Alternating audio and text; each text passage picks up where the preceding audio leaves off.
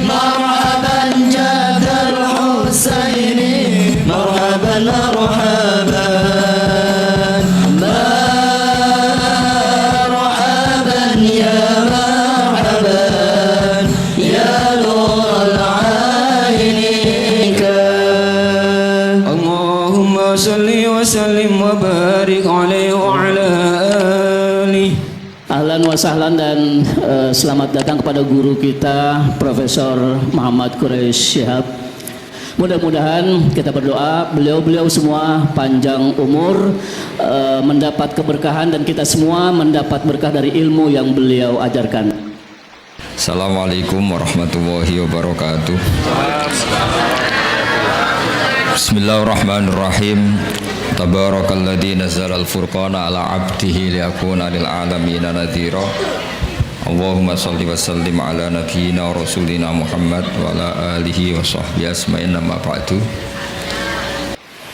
Yang sangat saya hormati juga kita hormati bersama wonten Bapak Profesor Dr. Quraish Shihab, wonten Habib Ali bin Ibrahim, Habib Husain bin Ibrahim, beberapa pengurus PSG maupun Baitul Quran, semua ada Ustadz Arifin, Ustadz Ali, semua yang saya hormati, para hadirin yang saya hormati, juga semua demonstran ini yang saya hormati. Saya ini kata orang banyak itu punya fan banyak, sebetulnya ini korban orang banyak karena ngaji Quran itu sulit, mereka nggak mau ngaji, pasrah sama Pak Quraish, pasrah sama Gus Bak, terima mateng. Jadi ini kenakalannya Muhibbin. Dulu korban seperti ini juga Rasulullah SAW. Itu kalau sahabat ingin masuk surga itu ya gak suka ngamal yang berat-berat, juga gak suka, minta saja ke Rasulullah, ya Rasulullah saya minta satu hal. Apa? As'aluka murafaqataka fil jannah, saya minta supaya jadi teman engkau di apa? Surga. Tapi yang jelas Nabi tidak jawab secara gratisan. Nabi ngendikan fa'inni ala nafsika bi kasratis sujud, kamu membantu saya, kamu harus memperbanyak apa? Sujud. Jadi kalau ada kiai dimintai saya ingin di surga sama engkau kiai, itu nggak boleh gratisan, harus fa'inni ala nafsika bi kasratis sujud. Tapi saya ini punya ajaran yang sebetulnya agak sesat tapi masuk akal. Ini saya mohon karena saya memang punya bapak seneng guyon, punya Mbah Mun kiai saya juga seneng guyon. Karena beliau katanya gini, nak kiai ra guyon kok dianggap gak bahagia ya. Sake panitia dikira kurang sangu gitu katanya. Sehingga ajarannya beliau memang sementara orang Islam itu pokoknya guyon, ketok bahagia dengan Islamnya, bahagia dengan Tuhannya, bahagia dengan nabinya. Qul bi fadlillah wa bi rahmati fa bidzalika falyafrahu. Lah bahagia paling gampang ekspresinya nggih guyon niku. Ngetokno di Alphard dadak repot. Ngetokno di dhuwit akeh dadak repot. Nak guyon nak murah nggih. Itu beberapa sahabat itu saking cintanya Nabi, itu cara berpikir kayak teman saya. Teman saya itu sering nasihatin saya, Gus, ojo soleh nemen-nemen. Engko nak ning swarga mari bareng Mbah Mun sungkan katanya. Jadi kalau terlalu soleh kan surganya sama guru-guru kita, kan tidak enak itu.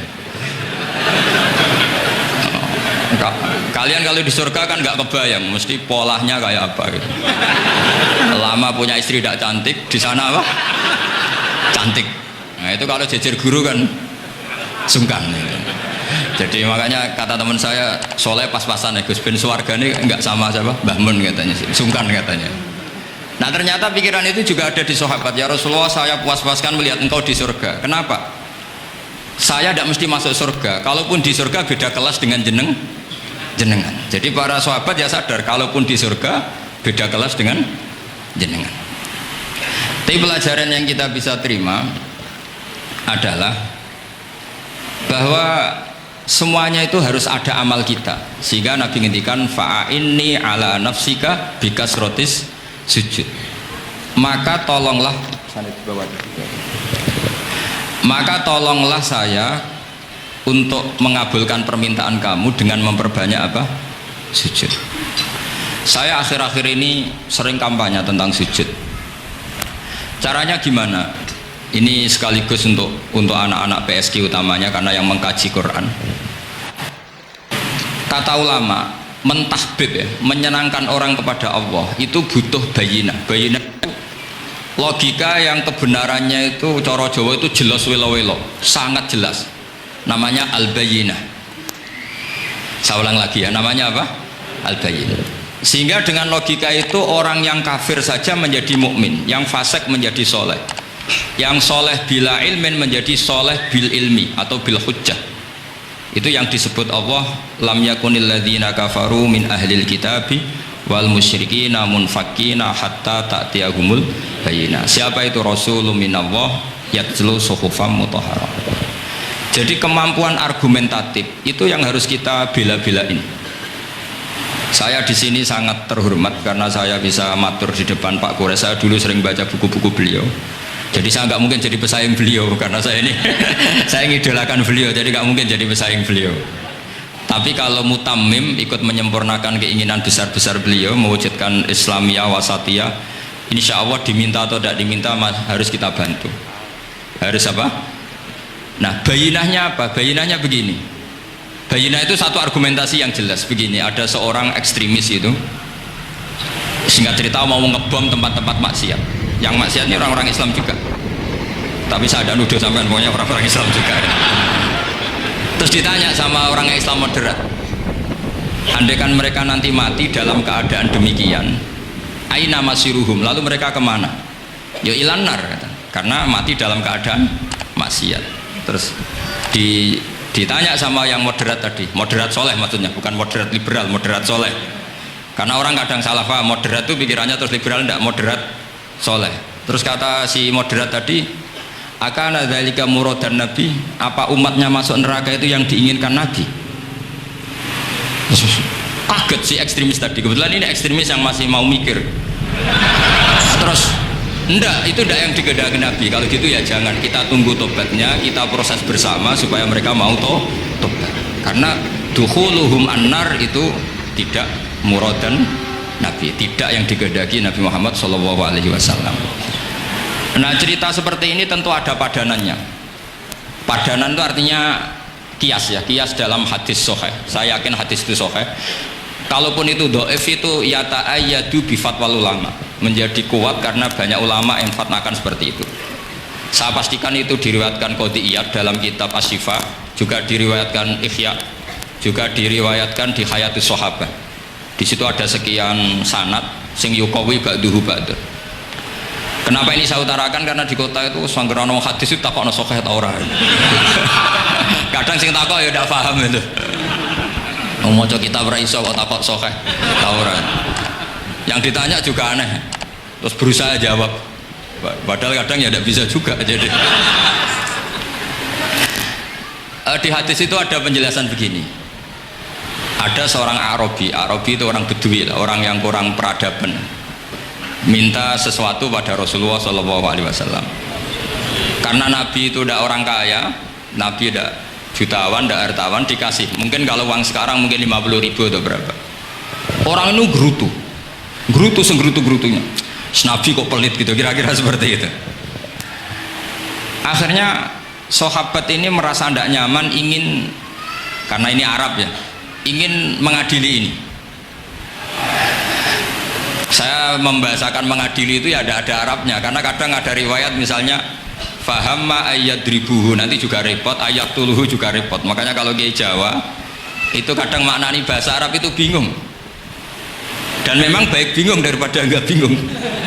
Karena kalau yang enggak bingung itu keliru pede.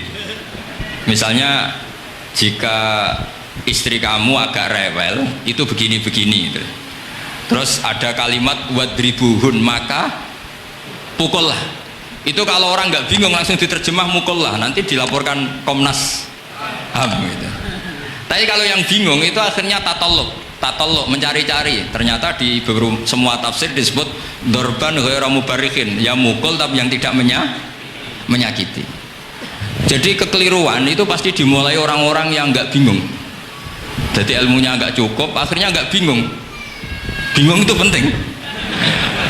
Loh betul, nggak ada orang alim kecuali dari bingung. Karena orang alim itu nggak bisa pede, karena referensinya banyak, kemungkinannya banyak. Sehingga mesti pikiran pertama kalau ada lafadz ini maknawi apa lafzi, ini mahmul apa enggak, ini mansuh enggak, ini muqayyad mutlak enggak. Ini sekaligus jadi pusat studi Quran, jadi supaya teman-teman memang seperti itu. Kata wadribuhun, maka pukullah. Saya masih ingat betul ketika Pak Quraisy menulis di Membumikan Al-Quran tentang alak. Itu kalau orang ahli embriologi gimana nih alak segumpal darah itu mesti tertawa-tawa, karena nggak ada dalam proses embriologi orang lewat proses segumpal apa? Darah. Tapi kalau alak itu madatul kalimat dari kata aliko ya aliko alakon, sesuatu yang menempel, jadi zigot yang berhasil menempel di dinding rahim itu yang jadi anak, itu ya normal saja, memang itu terjadi. Ya barokahnya bingung tadi. Atau alak dimaknai segumpal darah tapi min haitsul jinsiyah, artinya haitsul jinsiyah itu sejenis ini, jadi bukan di proses embriologinya tapi di jenisnya, supaya orang tidak sombong diistilahkan min alak, tapi maknanya min jinsil alak, bukan alaknya tapi jenis alak. Itu kayak Abu Bakar itu kalau sedang bully manusia yang sombong-sombong itu, kamu kok sombong, kamu itu keluar min makhrajil bauli marroten katanya. Supaya orang tidak sombong itu disilakan manusia itu yakhruju min makhrajil bauli apa? Marroten. Kan kamu keluar dari makhrajil bauli berapa? 2 kali kan? Minar rojul lewat penis, terus nanti lahir juga lewat min makhrajil baul. Jadi untuk mengadili manusia supaya tidak sombong diistilahkan keluar min makhrajil baul marroten. Nah mungkin alak kalau maknanya segumpal darah itu maknanya jenisnya seperti ini. Kenapa kamu sombong? Jangan digugat tentang itu proses embriologi, kalau itu tidak ngalami itu. Jadi akhirnya barokahnya bingung itu alak dari proses embriologi maknanya apa?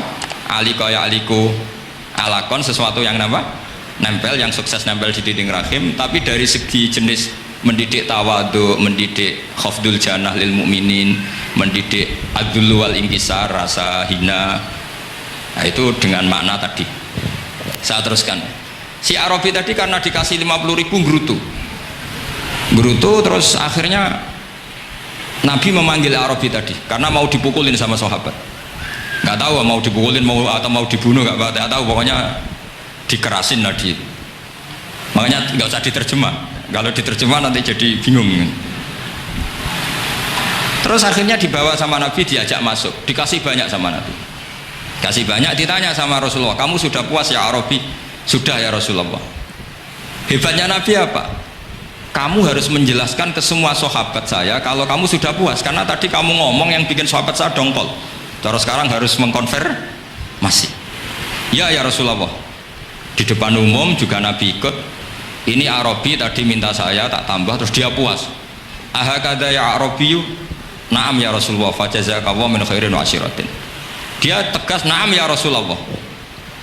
Nah pelajaran dari hadis ini adalah kalimat ini. Ini harus diingat-ingat. Setelah Arabi tadi puas, sahabat juga tahu apa pernyataan puasnya Arabi tadi. Nabi ngetikan begini, masalu hadza, perumpamaan orang ini dan saya itu seperti orang yang punya unta atau sapi atau kambing yang syarodat, yang liar. Fattaba'ahan nasu, kemudian orang-orang ikut membantu nangkap. Falam yaziduha illa nufuran, bantuan manusia-manusia ini malah tambah lari, karena ini semua orang ini asing. Bagi unta ini kan asing, yang nggak asing kan hanya pemiliknya. Nah, terus kata si pemilik unta tadi, khallu baini wa baina naqati, sudah saya tidak usah dibantu. Fa ana arfaku, biasa lebih sayang kepada unta saya. Orang nggak ikut bantu semua, terus kemudian unta itu dipanggil, fa akhadha min kumamil ardi, kira-kira diambilkan rumput, terus unta itu mau nurut. Intinya apa? Kalau orang tidak bakat kiai, nggak bakat dai ilallah, kok ngajak-ngajak Islam itu falam yaziduha ila nufuron, kira-kira gitu. Karena lebih banyak emosinya ketimbang teknik proses tadrijinya, tasreknya. Akhirnya itu jadi pelajaran ke kita. Pelajaran kedua, Rasulullah ngendikan begini, andaikan kamu membunuh si Arabi tadi, bahasanya yang membunuh. Kalau ini tak terjemah nggak apa-apa, wong andaikan saja. andai kan kamu membunuh si Arabi tadi dalam keadaan membenci saya, yaitu ngomentari Nabi adalah kikir, maka dakhalan nar, orang ini akan masuk neraka karena dia mati dalam keadaan sakhitan dan Nabi sallallahu alaihi wasallam, dia mati berstatus benci kanjeng. Tapi uniknya dalam Islam segampang itu, ketika si Arabi tadi mencintai Nabi itu karena dibayar, karena diservis, dan itu cukup loh dalam Islam itu. Mencintainya Nabi itu karena dikasih uang lagi, akhirnya dia senang Nabi meskipun karena dikasih uang. Tapi jangan diteruskan setelah senang Nabi dibunuh masuk surga, ya tidak usah gitu nanti jadi repot tadi. Tapi intinya apa? Islam itu semudah itu, yang menerima kebenaran karena servis saja diterima sama Allah Subhanahu wa ta'ala. Nah ini di sini pentingnya kiai-kiai yang wasatiyah, yang ceria, yang gampang, karena kita tidak ingin tanfir. Saya kemarin bikin makalah untuk 100 harinya guru saya Kiai Haji Maimun Zubair, tak beri judul Al-Intisar Limadhabi Syekhina. Itu diantara yang saya tulis adalah Sayyidina Umar itu pernah diprotes sama banyak sahabat, termasuk Abu Bakar, karena Abu Bakar ke Umar ini lewat penunjukan. Kata para sahabat, ya Abu Bakrin, kamu memasrahkan umat ini ke ahladin nas, orang paling kasar, yaitu Umar. Tapi apa? Ketika ada sahabat yang memberanikan diri tanya Sayyidina Umar, namanya Abdurrahman bin Auf, kenapa engkau kasar pada umatnya Rasulullah SAW? Jawabnya Umar itu unik. Fawwah, laqad lintu hatta khasyitu waha fil lain, walaqad istatattu alaihim hatta khasyitu waha fis syiddah, fa ainal makhraj. Saya ketika lunak sama manusia, sebetulnya saya juga takut Allah ketika ngambil sikap lunak, karena lunak itu dianggap pembiaran. Bagi orang yang salah paham, lunak itu dianggap pembiaran. Kamu punya ponakan yang sering pacaran misalnya atau sering nakal, kamu lunak, itu dianggap pembiaran. Pembiaran itu tidak mendidik. Tapi kalau kamu sebagai pak pade terkenal keras, ponakmu ya ora tau sowan, itu ya ora iso didik, sama saja. Orang kau berdidik, sowan saja gak berani, ketemu kamu lari gitu. Intinya apa? Terlalu lunak juga ada masalah, yaitu dianggap pembiaran. Terlalu keras juga ada masalah, kan hakikatnya nggak bisa didik. Orang-orang yang terlalu keras sama masyarakat ini kan nggak kau berdidik, karena wong roh wis melayu. Tapi nak terlalu apian, kayak kula ini nyongkomu ya masih tambarno itu kan ya repot kan. Sehingga ngendikane Sayyidina Umar, fawwah laqad lintu linnas hatta khasyitu wa fillan. Ketika saya ngambil sikap lunak, sebetulnya saya juga punya khasyah, karena dianggap pembiaran. Tapi ketika saya terlalu ekstrim, saya juga takut Allah. Jangan-jangan itu tanfir, menjadikan orang jauh dari orang-orang soleh, karena yang soleh terlalu keras. Fa'inal makhraj, lalu jalan keluarnya gimana? Ya jalan keluarnya tadi, wasatiyah tadi. Jangan lunak yang sampai pembiaran, ya jangan keras sampai orang tanfir. Ukurannya apa? Ya tanya anak-anak PSK nanti karena yang baru mengkaji apa wasatiyah. Jadi saya mohon referensi itu sebanyak-banyaknya, karena terus ada lagi, saya punya cerita, ada seorang wali yang kalau doa itu agak neror Allah, tapi itu kalau nggak wali nggak boleh, harus jadi wali dulu baru boleh. Karena kalau wali itu keliru-keliru itu ya tetap sama Allah dibahasakan isek itu berontok. Enaknya kekasihnya Allah kan gitu. Makanya diantara doanya Habib Ali Al-Habsyi Sohibu Simtid Duror itu doanya, tapi kamu tidak boleh melakukan doa ini, dosa ya. Kalau nggak wali dosa. Itu doanya gini, waj'al sayyiati sayyiati man ahbabta, jadikan kesalahan saya itu kesalahan orang yang kau cintai. Jadi kamu ini coro Jawa kadung disayang, salah-salah is bener gitu. Jadi waj'al sayyiati sayyiati man ahbabta.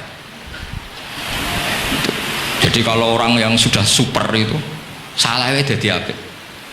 Tapi ya udah salah sampai kayak zina maling, itu parah itu. Ada seorang wali doa di depan Rasulullah itu gini, ya Allah, jenengan punya dua pilihan. Jika jenengan menjadikan saya orang soleh, surra habibuka, maka kekasihmu ini akan senang. Dan yang susah itu musuh kamu, yaitu iblis, musuh engkau. Tapi jika engkau ingin saya ini dolim, jadi orang dolim, yang susah itu kekasihmu, yaitu Nabi Muhammad SAW, yang senang musuhmu, yaitu iblis. Mohon jenengan milih mawon, nyenengno kekasihmu apa nyenengno musuhmu gitu ya. Ya sudah kan Allah tidak punya pilihan. Mana mungkin Allah ingin menyusahkan kekasihnya, yaitu kanjeng Nabi Muhammad SAW. Sama, semua ulama anda ingin umatnya Nabi matu khinal maksiyah, mati dalam keadaan maksiat. Maka kita berusaha semaksimal mungkin, semoga mereka tobat. Semua Quran itu la'allahum yarji'un, la'allahum yantahun, diharapkan mereka Allah yang Tuhan saja, yang al-ghaniyul mutlak, Allah yang al-jabbar al-qahhar saja sama orang-orang yang asrafu ala anfusi masih dipanggil-panggil wa anibu ila rabbikum wa aslimu lah. Allah yang Tuhan saja memanggil yang sedang di luar dipanggil masuk. Masa kita gara-gara soleh yang over, yang sudah di dalam mau dikeluarin? Itu kan apa-apaan itu. Makanya ini pasti tak dukung Islam Wasatiyah. Jadi saya dukung itu bihujjatin, bukan karena saya hormat Pak Kores orang sepuh, itu enggak. Memang bihujjatin. Kalau soal dukung karena orang sepuh itu etika, apa? Etika, tentu saya lakukan itu, pasti saya lakukan karena itu etika. Tapi lebih dari itu karena bihujjatin wadihah, bihujjatin bayinah. Memang logikanya seperti itu. Allah yang Tuhan saja selalu memanggil yang luar dimasukkan ke dalam. Masa yang sudah di dalam dikeluarkan? Makanya kitab Ithaf, kitabnya Sayyid Zabidi itu, Sayyid Murtado Az-Zabidi, itu bab takfir, itu beliau ngeritik entek ngamek corong Jawa sampai sekian kuras. Sampai beliau mengutip fa'innal imama la ayyukhti afil afi khairun min ayyukhti afil uqubah. Kowe de keputusan salah nyepuro luwih apik timbang salah nyekso. Nyepuro itu salah tetap bener. Tapi nek nyekso bener ora mesti bener. Fa'innal imam la ayyukhti afil afi khairun min ayyukhti afil uqubah. Sehingga beliau terus hampir sekian kuras. Coba hadis di Muslim, di Sahih Muslim itu Usamah ya. Kalau di Sahih Muslim itu rawinya disebut Usamah bin Zaid, tapi di beberapa riwayat ada yang menyebut itu tidak Usamah, sehingga banyak syarah mengatakan itu ta'addudul waqi'ah, memang kejadiannya dialami sekian sahabat. Itu ada perang gitu, ketika musuhnya terdesak, padahal musuh ini sudah memotong sekian tangan sahabat, ada yang sudah pernah baca sahabat. Ketika terdesak dia mengatakan la ilaha illallah Muhammadur, singkat cerita oleh Usamah tetap ditusuk sampai mati. Tapi sama Rasulullah ketika lapor, kamu membunuh setelah mengucapkan la ilaha illallah ya Usamah? Iya. Tapi innama qolaha muta'awwidzan, dia mengatakan kalimat itu karena muta'awwidzan, nyari perlindungan saja. Afala syaqaqta an batni, afala syaqaqta an qalbi. Sudah kamu lihat di dadanya, kalau dia betul-betul ngomong karena mutawi dan jangan-jangan karena iman betul. Terus memangnya ketika kamu iman, orang-orang sahabat itu rata-rata kan pernah kafir. Memangnya ketika kamu iman tak curigai kan enggak gitu. Langsung saya terima, kenapa ini main curiga kira-kira. Sampai seperti itu saktinya kalimat la ilaha. Jadi kalaupun diomongkan mutawidan saja tetap sah, meskipun ngomongnya hanya untuk perlindungan dari apa? Safe, dari pedang. Malah ada riwayat lain yang menyebutkan itu tidak Usamah di tafsir Qurtubi itu yang ya ayyuhalladzina amanu idza darabtum fi sabilillahi fatabayyanu wa la taqulu liman alqa ilaikumus salama lasta mu'mina. Itu kalau di riwayat Qurtubi lebih ekstrim lagi. Si orang tadi tidak Usamah, jelas pastikan itu tidak Usamah, ada yang lain tidak Usamah. Itu bantah Nabi. Ya Rasulullah, andaikan belah dadanya orang itu saya belah, apakah kemudian saya tahu apa yang ada di hatinya? Jadi Nabi jadi dibantah. Ya rodok khawarid. Jadi Nabi masih dibantah. Kata Nabi, ya enggak, kamu tetap enggak tahu apa yang ada di hatinya. Loh, terus masalahnya apa? Masalahnya begini, setelah kamu belah dadanya, kamu tetap enggak tahu hatinya kan? Fala anta ta'lamu ma fi qalbi wala anta tusaddiqu ma fi lisani. Jadi kowe udah di wong kacuk. Ngerti hatinya yang enggak, percaya lisannya juga enggak. Kan enggak ada hujah yang kamu ambil. Harusnya kata Nabi profesional dong. Nak roh hati ini rujukannya lisan. Lah ini enggak, hatinya kamu enggak tahu, lisannya enggak kamu percaya, langsung kamu pakai itu apa? Seperti saya sama jenengan kan gampang, aku raro niate sampean ngaji api apa raro. Sementing teko nggon ngaji berarti seneng ngaji. Jadi jelas ada yang diambil. Makanya semenjak itu para ulama rata-rata itu hampir semuanya itu Islamnya wasatiyah. Karena ciri khas agama ini adalah wallahu yad'u ila daris salam, selalu memanggil-manggil supaya orang masuk. Nggak ada ayat wallahu yukhriju min daris salam, itu nggak ada. Allah mengusir orang min daris, nggak ada. Nah, kalau sampean salahnya orang yang dicintai kayak Nabi Adam nasibnya. Nabi Adam itu salah karena makan apa sajaratil khuldi. Kata cerita-cerita gitulah. Nanti bisa diperdebatkan. Sajaratil khuldi itu nama larangan, itu nama salah sebetulnya. Nanti tanya Pak Kures, itu kan sebenarnya gini, istilah khuldin itu bahasa setan. Hal adulluka ala sajaratul khuldi wa mulki la yabla. Jadi iblis itu goda Adam, kamu ingin mangan pohon keabadian. Jadi kalau kita mengistilahkan sajaratul khuldi berarti mengesahkan istilah yang dipilih setan. Ini jadi masalah. Makanya saya enggak sukanya anut-anut umum wong muni sajaratul khuldi ya ikut sajaratul khuldi, tapi ini sebetulnya bahasa yang dipakai setan. Singkat cerita Nabi Adam itu akhirnya makan tapi tidak banyak, makanya sebagian aja diredaksikan dzaqo itu ngicipi. Makanya ada akala, berarti dzauq juga disebut aklu, tapi aklu yang sedikit disebut dzauq atau dzaqo. Nah, ketika makan itu Allah duka, tapi duka orang yang dicintai, diwarai. Cung Adam, kowe tak warai donga supaya tak sepuro. Jadi kaya anak ape minggat wong disayang, disangoni minggat lah tak sangon. Makanya waj'al sayyiati man ahbabta. Disangoni fatalaqa Adam min rabbih kalimatin fataba alaih. Makanya saya kalau baca ayat itu cek enak, jadi sangoni. Maca iki cung ya kok ben. Jadi minggat digani HP mbek dhuwit engko nek wis kepen mulai ya semulai. Makanya itu jadi Quran itu luar biasa. Akhirnya Nabi Adam ya benar diusir, tapi sudah bawa bekal, diwarai oleh pangeran. Nah ternyata apa? Maksiatu Adam itu maksiatu mu'azzimin, maksiatnya orang yang sangat menghormati Allah. Jadi kalau kamu ingin jadi wali itu pertama harus kamu berstatus al-mu'azzim, al-musabbih. Ternyata kata kuncinya gini, kata tafsir Ibnu Katsirin, waqo sama huma inni lakuma laminan nasihin. Saya ini kan muridnya Mbah Maimun, muridnya bapak saya. Kan gak kebayang orang pakai namanya Allah kemudian dusta. Jadi Nabi Adam dirayu setan kayak apa itu gak pernah tertarik. Gak pernah tertarik. Tapi akhirnya setan bilang, wallahi demi Allah, bahwa saya menyuruh kamu makan buah khut itu laminan nasihin. Wallahi, pakai kata wallahi. Terus Allah ya sudah merevisi larangan itu, sekarang sudah bilang boleh katanya. Nah karena kata pakai wawahi, terus kata Nabi Adam, fawawah wa izzatika ya Rabbi ma dzanantu anna ahadan yahlifu bika kadziban. Ini dawuh Nabi Adam. Adam wis tak kandhani kok ora nurut alasan apa?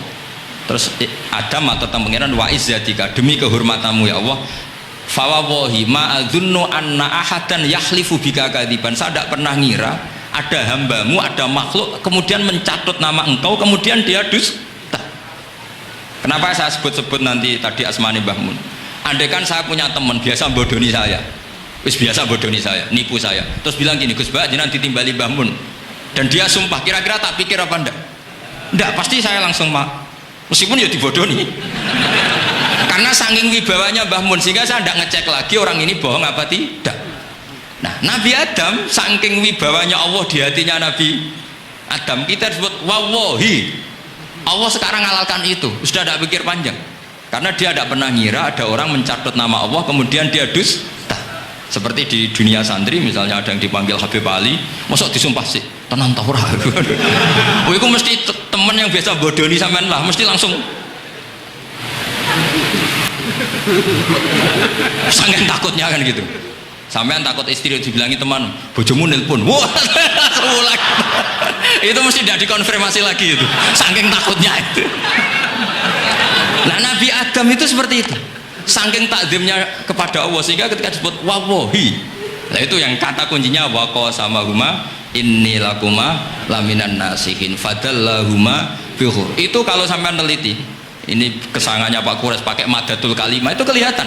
Fadallahuma itu rujuknya ke iblis. Jadi Adam di situ korban terus. Kan waqo sama huma, iblis sumpah ke Adam Hawa. Fadallahuma iblis menunjukkan Adam apa. Sehingga dia dua orang ini maksiat itu semuanya korban, dia hanya sebagai objek. Kreatornya yaitu iblis. Tapi Nabi Adam sampai tertipu tuh gara-gara tadi. Wa izzatika ya Rabbi, ma adzunnu anna ahadan yahlifu bika kadziban. Ketika menyebut nama engkau, saya tidak pernah mengira ada orang nyebut nama engkau kemudian dia dusta. Saya bayangkan orang paling brengsek sekalipun teman saya kalau bilang Gus sampean dipanggil Mbah Mun, tentu tidak saya pikir lagi. Atau di pondok sini, Kang diceluk Habib Ali, ditimbali Habib Ali. Sampean konfirmasi apa enggak? Enggak kan? Apalagi ini Allah Subhanahu wa Ta'ala. Jadi wong nek sebakat wali. Itu begitu. Nah, kalau jenis ini kok salah? Itu waj'al sayyiati man ahbab. Kanjeng Nabi dalam lahirnya juga pernah salah dalam lahirnya, karena Nabi memberi izin orang-orang munafik gak ikut perang. Salahnya secara fikih adalah kewajiban perang zaman itu, karena zaman itu memang orang-orang kafir juga merangi kita, sehingga kita dibolehkan merangi. Jangan hanya cerita Nabi perang berarti perang syariat aja gitu. Nabi perang karena diperangi. Jelas ayatnya udzina lilladzina yuqatalun, diberi izin bagi yang ngalami yuqatalun, diperangi baru diberi izin perang. Jangan langsung bangun tidur perang, itu nggak ada ayatnya. Qatilul ladzina yuqatilunakum, merangi yang merangi kamu. Wa akhrijuhum ya min haitsu akhrajukum, ngusir yang ngusir kamu. Jadi perang itu akibat bukan sebab. Akhirnya Nabi itu secara fikih itu salah, secara fikih lah, karena memberi izin orang munafik. Tapi Allah ketika sama Rasulullah Muhammad SAW, karena kekasihnya, ngendikannya sudah dimulai afawwahu angka, Muhammad tenang wae wis tak sepuro, cuma aku takok kena apa kok buka izin. Tapi itu kalimatnya afawwahu dimulai dengan kalimat yang menyenangkan, afawwahu. Jadi ibarat sampean salah sama orang tua, wes sepeda bogor pamit itu serapa salah, cuma aku tetap takok alasan apa gitu loh. Tapi bilang wis gak apa-apa cung, sepeda motor itu mbok gowo mbok dol iku ora apa-apa, cuma aku takok kena apa. Tapi mukadimahe ora apa-apa sih. Kayak apa Allah sama nabinya. Jadi mengkonfirmasi saja dimulai dengan afawwahu an lima adzinta lahum. Wong karwan wong munafik gak ndek ngamal malah mbok ora perang, ya malah ora tau khidmah agama. Jadi makanya terus orang-orang soleh kalau berdoa apa? Waj'al sayyiati man ahbabta, ya Allah jadikan kesalahan saya adalah kesalahan orang yang kau cintai. Nah, yang paling dicintai Allah tentu umat Rasulullah Shallallahu Alaihi Wasallam. Saya tak beri ijazah kali ini, tak ijazahkan nggak apa-apa karena ini hadis sahih musalsal. Umatnya Nabi kok gak enak bi, kontrak ebek pangeran sebelum salah itu sudah ada kontrak. Makanya Nabi itu ngundikannya bangga sekali. U'titu khamsan lam yu'tahunna nabiyyun qabli atau ahadun min qabli. Saya diberi 5 hal hadiah sama Allah yang umat sebelumku, nabi sebelumku tidak diberi hadiah itu. Di antara hadiah itu terbesar adalah wa'utitu khawatima suratil Baqarah. Saya diberi hadiah akhir dari surat Baqarah. Kok ada hadiah gimana? Allah itu sudah naikkan kontrak dengan kita. Kita disuruh doa sama Allah. Rabbana la tu'akhidna in nasina wa akhtana. Ya Allah, suatu saat saya salah, padahal kita pasti salah. Suatu saat Gusti, suatu saat kita salah, jangan kasih sanksi loh. Oke, mau oke. Itu lu tuh kok udah enak gimana? Sebelum kita salah, terus naikkan kontrak sama Allah. Rabbana la tu'akhidna in nasina aw akhtana. Ya Allah, jangan jatuhkan sanksi kepada kita jika suatu saat saya lupa atau salah. Qala na'am, Allah jawab nah. Makanya Nabi senengnya bukan main tentang apa? Saya diberi hadiah akhir surat Baqarah. Tapi sekarang jadi fitnah tadi. Yang kiai NU baca itu dipakai tahlilan, kadang-kadang yang baca agak paham, yang ngeritik juga agak paham. Jadi ya sudah, innalillahi wa inna ilaihi raji'un. Sebetulnya itu diabadikan di tahlil itu karena itu surat yang luar. Tapi sebagian yang baca agak paham, sehingga ya dingin saja wong enggak paham. Tapi kalau kita yang paham itu luar biasa. Wong belum salah sudah ada perjanjian la tu'akhidna in nasina aw akhtana. Sama Allah dijawab nah, yo umat nak salah orang langsung tak siksa, aman. Maksudnya dintain tobat aja terus salah terus. Kayak apa? Makanya beda Nabi itu begitu bangganya dengan surat akhir surat apa? Baqarah. Terus tafsir kedua, umat ini adalah umat yang sifat Allah itu selalu aktif dan dua-duanya aktif. Ini perlu saya sampaikan berkali-kali, dua-duanya aktif. Jika orang soleh itu nggak boleh mengadili orang dolim, itu umatnya Rasulullah SAW. Begini logikanya ya, pernah ada cerita, ada orang soleh sedang sujud, diinjek sama orang fasik, al-asi lah orang fasik. Karena orang soleh ini diinjek, orang soleh, bawaan orang soleh itu ya kadang gampang marah, bawaan orang soleh. Tapi pas marah itu nyatot nama Allah, fawawahi la yaghfiru laka, pakai nama Allah. Andai kan dia bilang asemane kue itu malah gak apa-apa gitu, karena misoh-misoh sendiri itu kan urusan dia, tapi pakai namanya Allah, fawawahi la yaghfiru laka, Allah tidak akan ngampuni kamu. Itu Allah langsung memberi wahyu ila nabi hada zaman, ke nabinya zaman ini. Allah ngendikan gini, ini yang cerita Rasulullah, man dzalladzi yata'alla alayya alla aghfira li fulan faqad ghafartu lahu wa ahbattu amalak. Orang itu tak ampuni yang sujud, amalnya tak hilangkan. Kenapa? Allah tersinggung, wong saya ini bisa aghfir, bisa ngampuni, kenapa kamu nyifati saya hanya u'adzib? Jadi kira-kira Allah tuh tersinggung, wong sifatku itu yo yaghfir wa yu'adzib, kok mau ganti yu'adzib tok iku piye? Jadi sifatku kan hilang sitok gitu. Paham ya? Jadi kalau kamu melihat orang-orang maksiat, pikiran kamu Allah yu'adzibuhum itu enggak fair. Bisa saja Allah yaghfiru lahum, tapi kamu milih sitok tok, yaitu sifat yu'adzib, itu enggak fair. Harusnya ya yaghfiru liman yasha wa yu'adzibu man yasha. Tapi orang soleh ini wallahu la yaghfiru laka, itu Allah tersinggung. Kenapa tersinggung? Karena Allah hanya disifati yu'adzib, bukan disifati yaghfir. Padahal Allah bisa yu'adzib, bisa yaghfir. Sehingga Wahsy ketika seperti itu, dia qatilu ahabbin nas ila Rasulullah, yaitu Wahsy adalah qatilu Hamzah. Ketika Nabi da'a alaihi, tidak usah diterjemah, itu sama Allah malah Wahsy dikasih tobat.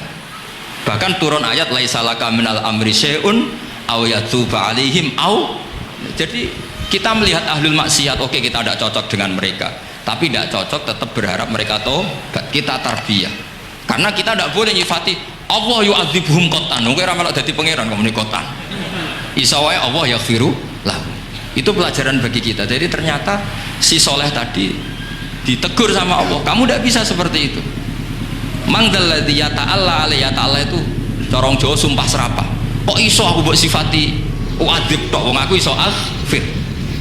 Makanya di Quran itu ada wa yu'adzibal munafiqina, ayatnya apa? Insya'a au yatub.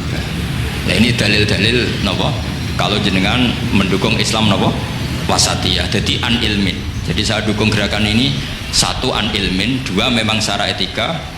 Pak Quraisy itu orang sepuh, tentu pilihan itu setelah sekian baca tafsir, baca referensi, beliau seorang akademisi, profesor doktor. Tapi saya tetap mohon dukung kita itu an ilmin, apa?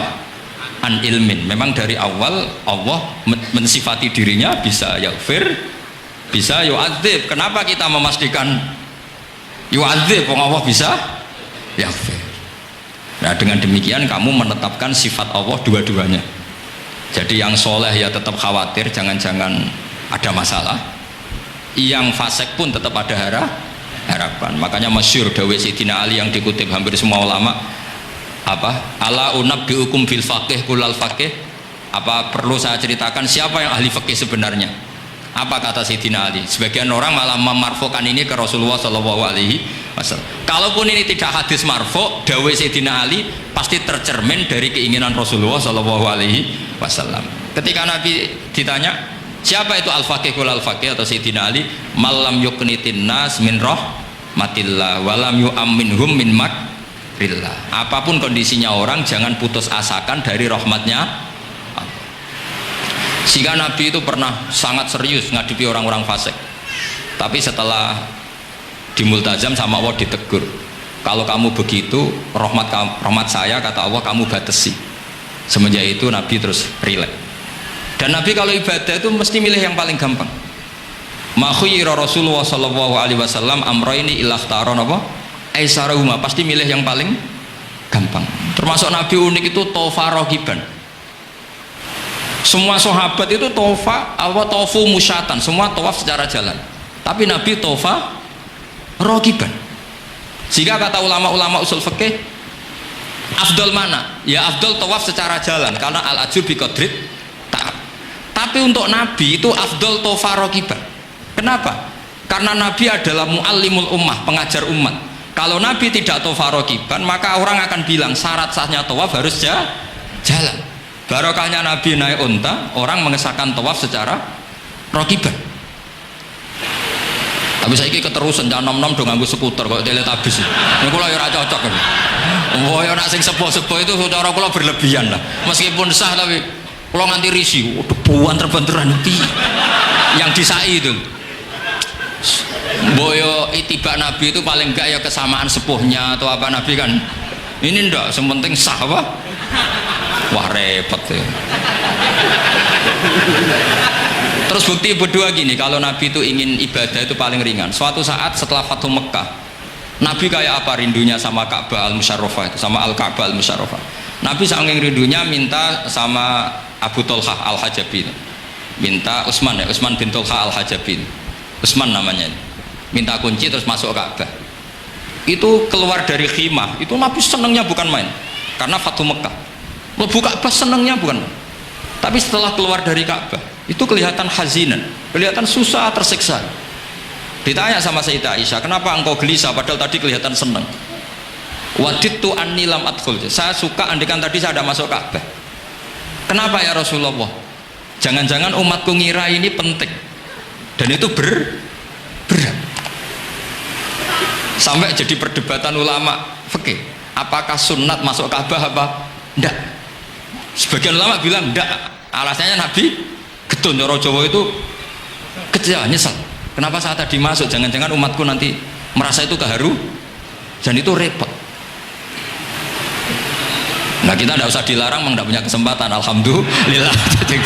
Dilarang nggak dilarang, sudah tidak punya kesempatan. Nah ini yang terakhir kenangan saya mau menerangkan dan tambah mahabbah kepada Rasulullah SAW. Ini betul, ini sesi terakhir ini. Begini, salasun mangkun nafihi wajadah halawatal iman. 3 hal ini kalau ada pada kamu atau pada siapa saja, maka menemukan halawatal iman, manisnya iman. Ini mungkin yang jarang dijelaskan orang adalah manis itu apa. Kata Ibnu Hajar al-Asqalani sebagai pensarah Bukhari, termasuk manisnya manis adalah al-iltizat al-aqli, merasa nyaman secara berpikir. Nanti saya bacakan takbirnya sebelum saya tutup ngaji bareng ini. Begini misalnya, kita ngikuti Nabi Muhammad SAW. Tentu beliau punya al-jamalul wajhi, Nabi itu orang paling ganteng. Tentu beliau punya al-jamalul sauti, suaranya Nabi itu luar biasa. Tapi yang paling luar biasa tentu al-jamalul akli, akalnya Nabi itu luar biasa jamal, luar biasa indah. Artinya gini, andaikan Anda seorang profesor atau seorang alim allamah, seorang kiai yang paling alim, terus dikasih tahu Nabi, misalnya dikasih tahu Islam, sing gawe donya iki iku Fir'aun, kan mesti tersiksa. Logikanya gimana? Wong Fir'aun lahirnya di bumi kok bikin bumi, kan dulu buminya timbang, mesti ra iso turu sampe. Iki ajaran nopo ra iso turu. Tapi ajaran ini mengatakan sing gawe alam raya ini Allah. Allah itu awal, Allah itu Qadim, kan terus iso turu wis adone lah. Nak sing gawe luwih dhisik. Paham ya? Terus sing gawe iku ala kulli syai'in qadir, wis adone lah jenenge gawe alam mesti ala kulli syai'in qadir. Nah, terus misalnya diajak paham ateis. Alam ini ndak ada, kemudian ada. Penciptanya apa? Ya ketiadaan. Oh, ora iso turu sampe. Bagaimana mungkin al-adam yakhluqu maujudan, alam yang maujud diciptakan oleh Adam. Oh, ora iso turu sampe. Dan itu kata Ibnu Hajar al-Asqalani, halawatul iman itu adalah ibaratun anil iltizat al-aqli. Halawatul iman dan ibaratun anil iltizat, agama ini nyaman secara akal. Baca ini di kitab saya Fathul Bari, ini di juz 9, di kitab saya halaman 193 ya. Karena mungkin sampean beda cetakan atau nggak ada nomornya karena nggak punya, nggak tahu saya. Banyak ini tak. Tapi ini nanti saya tak tinggal di Mas Wafa ini. Nanti yang nggak boleh di ngopi saja, di foto aja. lumayan ben ngaji ku nganggo kitab ben kok wong alim gitu keren ya. Saya baca Bismillahirrahmanirrahim. Halawatal iman. Beliau ngendikan wa yaltaddu bidzalika iltizazan aqliyan. Jadi orang merasa nyaman secara iltizazan aqliyan, akalnya merasa nyaman. Idzil iltizat al-aqliyu idrakuma huwa kamalun wa khairun min haitsu huwa kadzalik. Disuruh minum obat. Tentu secara watak kamu tidak senang karena obat itu pahit. Tapi kamu merasa nyaman setelah sakit minum obat merasa nyaman karena ada harapan sembuh. Jadi watak kamu tidak senang, lidah kamu tidak senang karena pahit, tapi akal kamu senang. Wah enak aja berarti suntik, berarti infus, berarti minum obat. Berarti itu namanya iltizazan aklian. Akal kamu merasa apa? Nyaman karena telah melakukan sesuatu yang sesuai akal. Tak baca ya, misalnya al murad bil hubbi huwa al hubbul aqli alladhi huwa itharu ma yaqtadi al aqlu salimu rushana wa in kana ala khilafi hawan nafsi kal marid yu'afu ad-dawa bi tab'i fayanfaru anhu wa yamilu ilai bi muqtado aqli. Kayak kita sakit tentu dioperasi itu tidak senang, bayangno wedhus apa usus dewedel-edel kan enggak senang secara hawan nafsi, paham ya? Tapi secara akal karena kamu divonis usus buntu, senang mana setelah dioperasi sama sebelumnya? Lah senang dioperasi itu namanya al-iltizat al-aqli. Ini kata Ibnu Hajar al-Asqalani. Wal aqlu yaqtadi rujhana janibi dzalik. Nah, terus saya teruskan. Idzil iltizat al-aqliyu idrakuma huwa kamalun wa khairun min haitsu huwa. Jadi saya bayangkan, makanya saya kalau baca Quran itu sering saya nangis. Misalnya tadi, am khuliqu min ghairi syai'in am humul khaliqun am khalaqus samawati wal ard. Masa alam raya yang wujud ini semua maujudat kemudian dirumuskan bahwa penciptanya adalah al-adam, kenihilian, nihilisme. Kebayang nggak sampai ini suatu ruga misalnya ono nabi terus congkoe kudu iman alam raya ini sing wujud diciptakno ketiadaan. Wes ra iso turu yakin ndak bener iso. Tapi kalau nabinya bilang hadhil awalim atau hadhil alam khalaqaha Allah itu siapa? Al-Qadim wajibul wujud ala kulli syai'in qadir lahul asmaul husna lam yalid walam yulad walam yakul lahu kufuwan ahad. Oke, keren kan gitu. Itu jenenge al-iltizat al-aqli. Kalau kamu sudah ngalami seperti itu wajada halawatal iman. Terus kata Ibnu Hajar al-Asqalani, terus wa yu'abdirus syara' yaitu Rasulullah sallallahu alaihi wasallam membahasakan al-iltizat al-aqli dibahasakan dengan halawatal iman. Jadi halawatul iman itu kamu harus ngalami al-iltizat al-aqli. Seperti misalnya dalam hukum sosial, kata ulama-ulama, laulam yakun ma ja'a bi Muhammadin dinan lakana fi aqlin nasi hasanan. Andai kan Muhammad tidak mengatasnamakan itu agama, akal pun mengatakan itu baik. Coba ajaran kita, ambek bojo sing apik, ambek anak sing apik, ambek tangga sing apik, itu kan enak. Coba kalau ajarannya gini, bojo taboki wae kesuwen, kon bingung, wah iki ajaran apa kan kaget. Ambek tangga, oh sing kondel gak ngono tidak kok. Oh, iku ajarane nabi apa ajarane ekstremis kan bingung. Jadi makanya laulam yakun ma ja'a bi Muhammadun dinan lakana fi aqlin nasi hasanan. Itu namanya al-iltizat al-aqli. Saya kira demikian, mohon maaf. Assalamualaikum warahmatullahi wabarakatuh. Bismillahirrahmanirrahim. Subhanallah walhamdulillah wa la ilaha illallah wallahu akbar wa la hawla wa la quwwata illa billahil aliyil azim. Adada ma khalaqa wa adada ma huwa khaliq wa zinata ma khalaqa wa zinata ma huwa khaliq wa mil'a ma khalaqa wa mil'u ma huwa khaliq wa mil'a samawati wa mil'a ardihi wa misla dzalika wa lafa dzalika wa adada khalqihi wa zinata arsyihi wa muntaha rahmatihi wa mitata kalimatihi wa ma balagha ridahu hatta yarda wa idza radiya wa adada ma dzakarahu fi khalqu fi jami'i ma madha wa adada ma hum dzakiruhu fi ma baqiya fi kulli sanatin wa syahrin wa jum'atin wa yawmin wa lailatin wa sa'atin min as-sa'at wa shummin wa nafasin anfasu abadil abadin abadin abadin wa abadil abad wa aksafan la yanqatu awwaluhu wa la yu'addu akhiruhu ya Allah. Allahumma ya Allah, inna nas'aluka minal khairi kulli ajilihi wa ajilihi ma alimna minhu wa ma lam na'lam wa a'udzubika minasyarri kulli ajilihi wa ajilihi ma alimna minhu wa ma lam na'lam Wa nas'aluka ya Allah al-jannata ma qarraba ilaiha min qawlin wa amalin wa na'udzubika minan nar ma qarraba ilaiha min qawlin wa amalin wa nas'aluka ya Allah minal khairi ma salaka abduka rasuluka Muhammadin sallallahu alaihi wasallam wa nasta'idzuka mimma sta'adza minhu abduka rasuluka Muhammad wa nas'aluka ya Allah ma qadaita lana min amrin antas'ala aqibatahu rusdan bi rahmatika ya arhamar rahimin ya hayyu ya qayyum bi rahmatika nastaghits la takilna ila nafsina tarfata ainin wa aslih lana sya'nana kullah Rabbana atina fid dunya hasanah wa fil akhirati hasanah wa qina adzabannar sallallahu alaihi wasallam Muhammad sallallahu alaihi wasallam subhana rabbika rabbil izzati amma yasifun wa salamun rabbil alamin. Bismillahirrahmanirrahim. Alhamdulillahi rabbil alamin. Ar-Rahmanir Rahim. Maliki yaumiddin. إياك نعبد وإياك نستعين اهدنا الصراط المستقيم صراط الذين أنعمت عليهم غير المغضوب عليهم ولا الضالين